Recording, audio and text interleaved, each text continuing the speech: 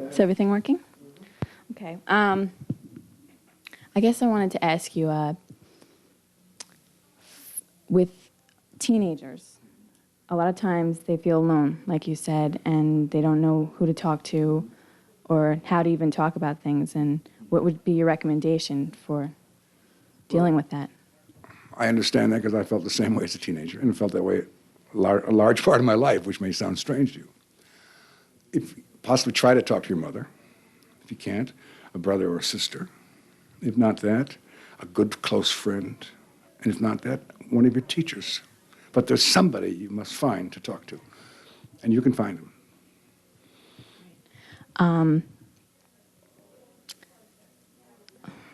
Hold on a second. I told you I'm kind of nervous. Take your time. I understand. Hey, come on. I was nervous too.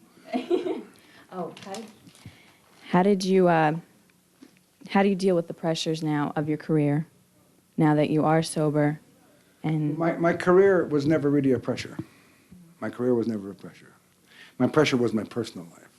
See, I grew professionally very well. I didn't grow personally at all. I was going to say out there, but you forget things. Mm-hmm. I had assumed that there was concomitant growth between professional life and personal life. But of course, that's false. What you concentrate on is what you get. I concentrated on the professional side, and I grew enormously. I did not concentrate on the personal side. It didn't grow at all. So in some ways, I'm like 15, 16 years old, emotionally. That's the trouble with most addictive people. They have very adolescent personalities. They didn't really grow up well. That's what and I said I was dysfunctional. That's what I meant. Maybe in time I'll be 20 or so, if I live long enough.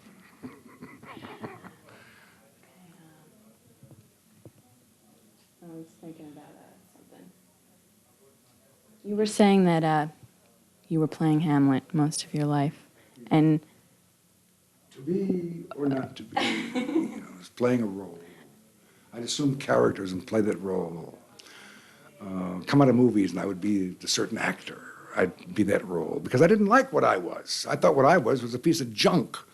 That's what I thought. So I'd be Robin Hood or Peter Blood and Captain Blood or somebody like that. Sure.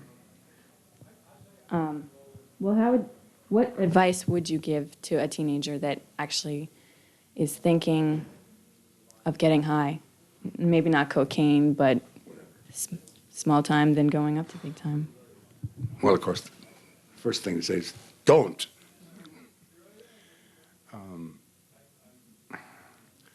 Understand you're taking something that could kill you. The first time it could kill you. You could buy some cocaine that's pure, and you've never had any in your system before, and it will kill you. It'll be like a bullet made out of white powder going right into your brain. Remember the basketball player Lenny Bias? First time he ever did cocaine, and he died. Top athlete, going to play for the Boston Celtics. Was their top draft pick. Died, first shot, went to his brain. Alcohol. Let's say, okay, it won't kill you the first drink. Let's say you get in your car, and you're a little dizzy, you're unsure, your reflexes slow down, and you hit a telephone pole or another car. If you're not dead, maybe you're just a paraplegic for the rest of your life. I've seen quadriplegic teenagers in hospitals from drunk driving. They're vegetables, they just breathe, and their heart beats, and they don't move, ever. Is that enough to tell them? Mm-hmm. Yes. And there was one other thing I wanted to ask you. You mentioned something about seeing a cockroach in your apartment, and that you didn't kill it because it was the only thing living in your apartment. And what exactly did you mean by that? It pointed up how alone I was. That I didn't even choose to call somebody, because I was in trouble then. I was in big trouble. I should have called a friend. I should have called my daughter. I should have called somebody and said, hey, I need some help. I had nothing living around me, just that cockroach. It just underlines the fact that I was so alone, because I wanted to be alone. I didn't really think anybody would want me around for me. They'd want me around just because I was in television. Not for me. Okay. Yeah. Okay, thank you very much. Melissa Danskin? Melissa? Yeah. Nice meeting you. Thank Nice meeting you. too. Give you a hug, I'll be afraid to break something.